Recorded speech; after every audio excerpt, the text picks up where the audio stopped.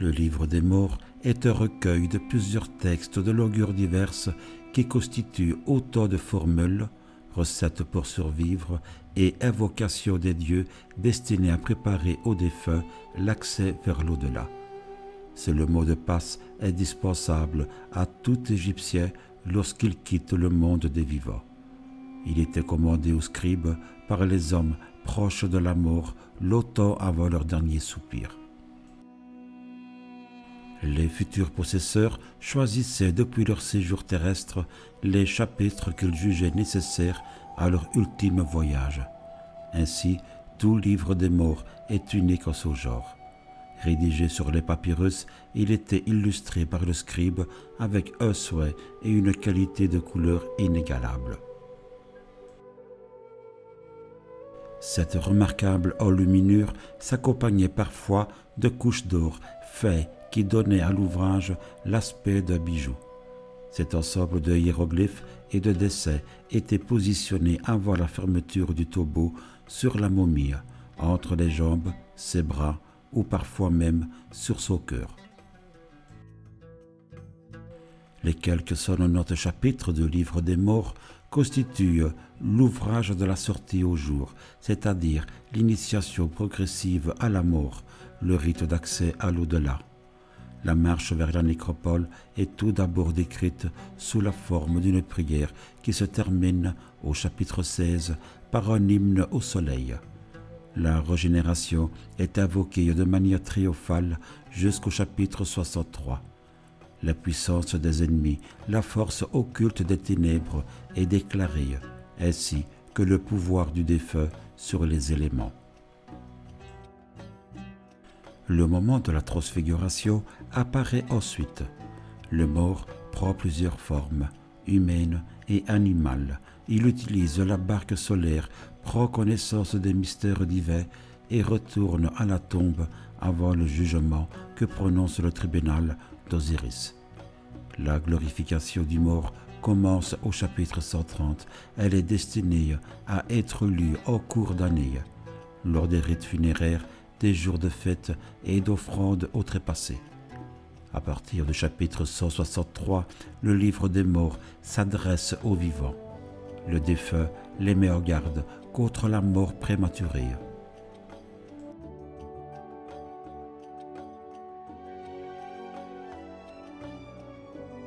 Ici commencent les chapitres qui relatent la sortie de l'âme vers la pleine lumière du jour, sa résurrection dans l'esprit, son entrée et ses voyages dans les régions de l'au-delà.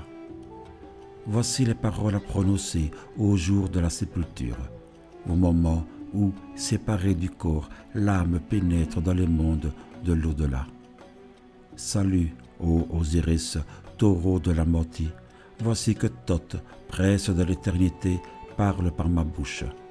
En vérité, je suis le Dieu grand qui accompagne dans sa navigation la barque céleste. J'arrive à présent pour mener le combat à tes côtés, ô Osiris, car je suis une de ces anciennes divinités qui, lors de la pesée des paroles, faut triompher Osiris de ses ennemis.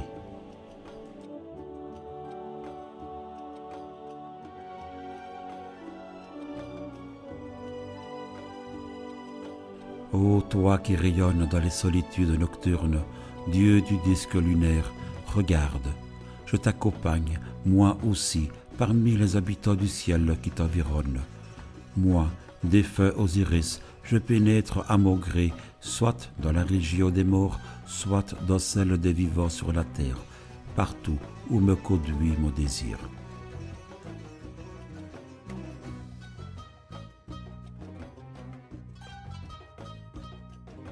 Ô figurine magique, écoute-moi. Si je suis convoqué, si je suis condamné à exécuter des travaux de toutes sortes que l'on fait faire aux esprits des morts dans l'au-delà, sache donc, ô figurine magique, puisque tu possèdes à présent des outils, obéis à l'homme dans son besoin. Apprends que c'est toi qui seras condamné à ma place par du surveillant du duat, à ensemencer les champs, à remplir d'eau les canaux, à transporter du sable de l'est vers l'ouest. La figurine répond : Me voici, j'attends tes ordres.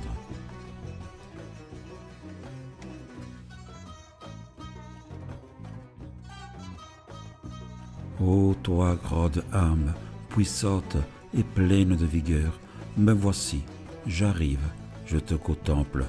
J'ai traversé les portes de l'au-delà pour contempler Osiris, mon Père divin. À présent, je disperse les ténèbres qui t'enveloppent, car je t'aime, Osiris, et je viens contempler ton visage.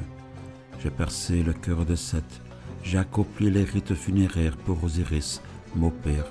J'ouvre les chemins dans le ciel et sur la terre, car je suis ton fils, Osiris, qui t'aime. Me voici devenu esprit pur et sanctifié, je suis courassé des paroles de puissance. Dieu du vaste ciel, esprit divin, vous tous, regardez-moi.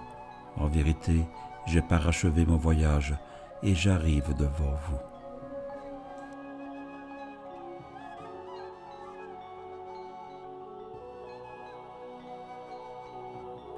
J'entre au ciel tel faucon, je parcours les régions du ciel tel phénix. Les dieux adorera et lui préparent les chemins. À présent, je pénètre en paix dans la belle Amanthée. Me voici à côté de l'étang sacré d'Horus, et je tiens en laisse ses chiens. Puissé-je y pénétrer et venir adorer Osiris, Seigneur de la vie éternelle.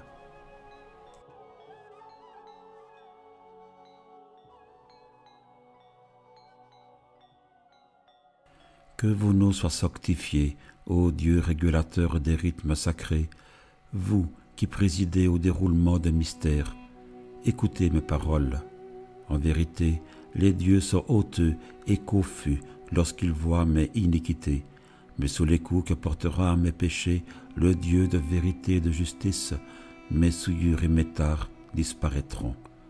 Ô Dieu de vérité et de justice, détruis le mal qui est en moi, fais disparaître ma méchanceté, mes crimes, balaye de mon cœur tout le mal qui pourrait me séparer de toi, afin que je sois en paix avec toi.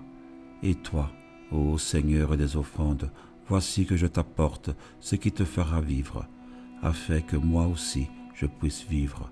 Et le sentiment de honte dans ton cœur à cause de moi, détruis-le pour toute l'éternité.